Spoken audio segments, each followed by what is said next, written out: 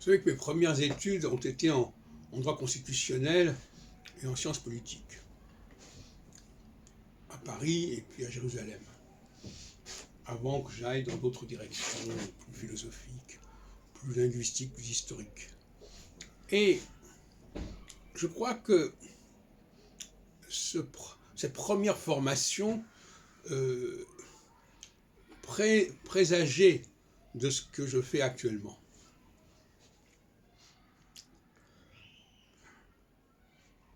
Et je parlerai aujourd'hui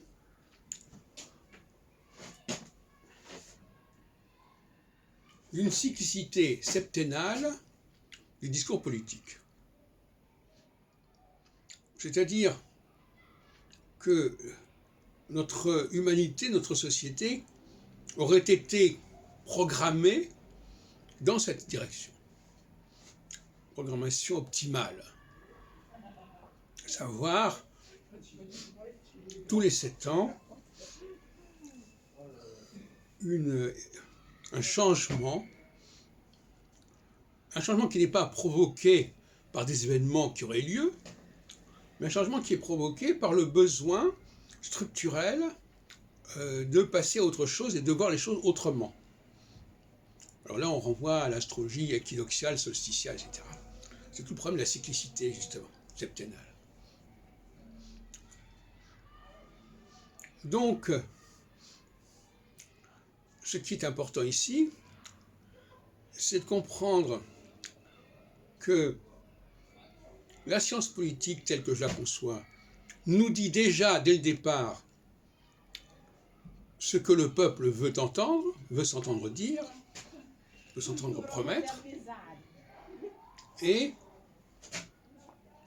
dans ce cas-là, il n'est même pas besoin de l'interroger, ce peuple, puisqu'on sait d'avance ce qu'il veut et ce dont il a besoin. Alors ça, c'est intéressant, on sait d'avance ce dont il a besoin, ce qu'il a besoin d'entendre. Donc on va lui donner ce dont il a besoin d'entendre. Et il n'y a pas besoin de faire des élections pour ça. Ce qu'il faut éviter, c'est de lui donner des choses dont il n'a pas besoin, ou du moins dont il n'a pas besoin ici et maintenant, mais dont il aura besoin plus tard. Parce que toute la question est là.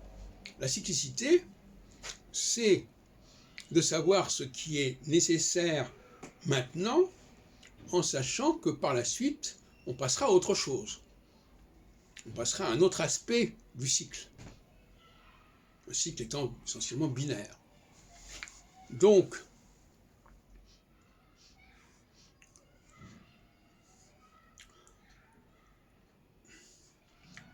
la démocratie, c'est de savoir que n'importe quel discours ne présente un intérêt que pendant un temps restreint. Et qu'au-delà de ce temps-là, ce discours serait obsolète. Et en même temps, comme je l'ai dit dans d'autres vidéos, ces discours se suffisent à eux-mêmes. Ils sont eux-mêmes nourrissants, et l'humanité a besoin de ces discours.